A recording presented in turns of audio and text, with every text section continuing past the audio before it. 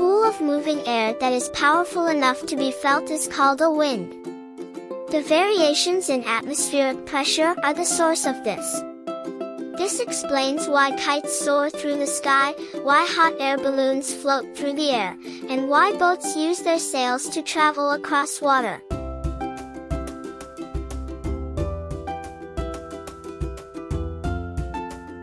The variations in left to right, horizontal, and up to down, vertical, atmospheric pressure are what cause winds.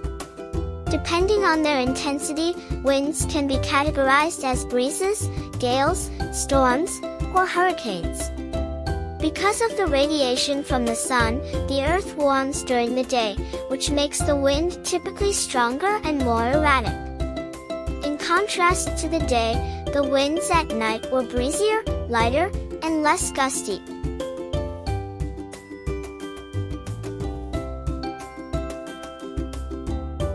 A breeze is a gentle wind that is comforting. A sea breeze is a kind of wind that comes from a big body of water to a landmass. It is sometimes referred to as an onshore breeze. This is because varying heat capacities produced by dry land and water result in variations in air pressure. An offshore breeze, also known as a land breeze, originates from dry ground and blows towards the sea.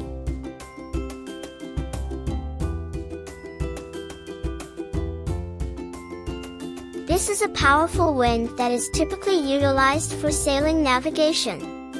The Beaufort scale is used to measure gales. Usually, it's a storm at sea.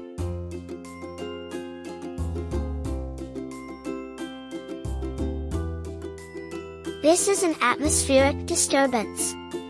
A storm is characterized by severe winds, hail, snow, rain, lightning, and thunder. Thick clouds, a lot of rain or hail, lightning, thunder, and high gusts are all signs of a thunderstorm.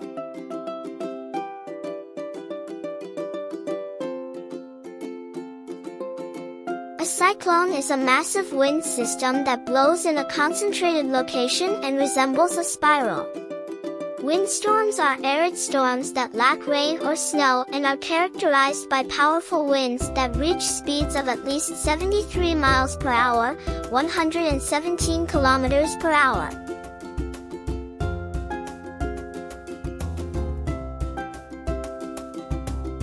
This is the typical wind you encounter on a daily basis. Diverse temperatures and pressure across diverse landforms, including plains, hills, and mountains, throughout the day and night, are what generate this wind. The local winds range in strength from mild to severe, and this wind controls the weather. This wind is only noticed over short distances due to its ferocity.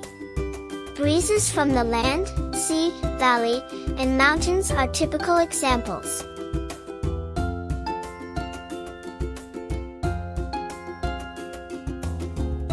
In southern Asia, these winds are experienced periodically. In afflicted areas, these winds deliver torrential downpours. In the summer, this breeze comes from the southwest. In the winter, this wind comes from the northeast. This kind of wind, which produces torrential rainfall, is experienced for many months in tropical areas like the Philippines.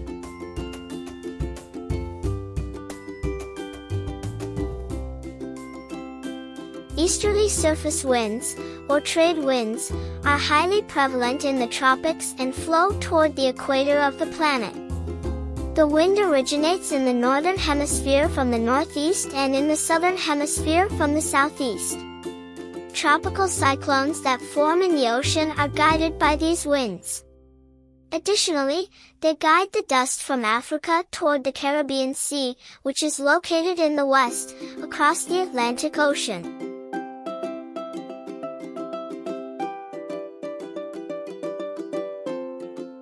They are found at latitudes between 35 and 65 in the center. They assist in identifying the direction of cyclones traveling in the same direction since they blow from west to east. The winds originate in the southern hemisphere's northeast region and the northern hemisphere's southwest region. Because the pressure is lower in the poles during the winter, they are extremely powerful, and because the pressure is greater in the poles during the summer, they are quite feeble. On the western side of both the northern and southern hemispheres, westerlies produce powerful ocean currents. Sail ships employ these ocean currents to navigate between the Pacific and Atlantic Oceans. Because there is less terrain in the southern hemisphere, which slows down the wind and increases wind flow, the westerly are said to be stronger there. Due to the vast amounts of water in the southern hemisphere, it plays a significant role in transporting warm equatorial winds and seas to the western shores of continents.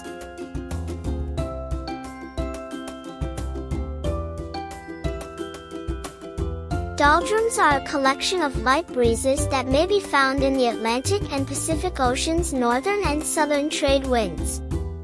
They are found near the equator in regions of extremely low pressure when calm breezes predominate. The persistent radiation from the sun causes doldrums to occur on Earth.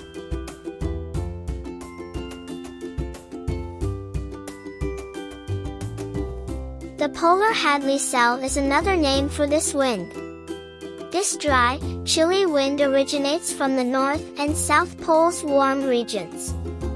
This wind blows toward the westerlies' low-pressure centers, which are found close to the Arctic and Antarctic circles. They blow in a westward direction. In general, they have erratic and feeble behavior. Surface high-pressure zones arise as a result of cold air building up and remaining at the poles due to the low angle of the sun in the polar regions.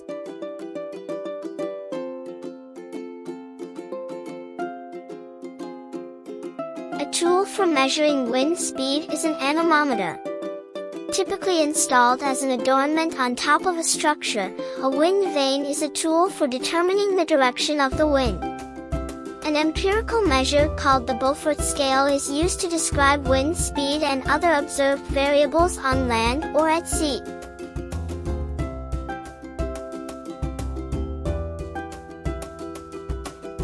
Certain sports and leisure pursuits, like sailing, windsurfing, kiteboarding, and paragliding, are made feasible by it. Because of the increased carbon dioxide, photosynthesis happens more quickly. It facilitates plant movement and spread. By means of pollination, it facilitates plant reproduction. It is a reliable source of energy and fuel. The air is not contaminated or penetrated by wind energy. Acid rain, greenhouse gases, and other atmospheric pollutants are not produced by wind turbines. It is the most affordable and cost-effective source of electricity. Don't forget to like, subscribe, and share this video with friends.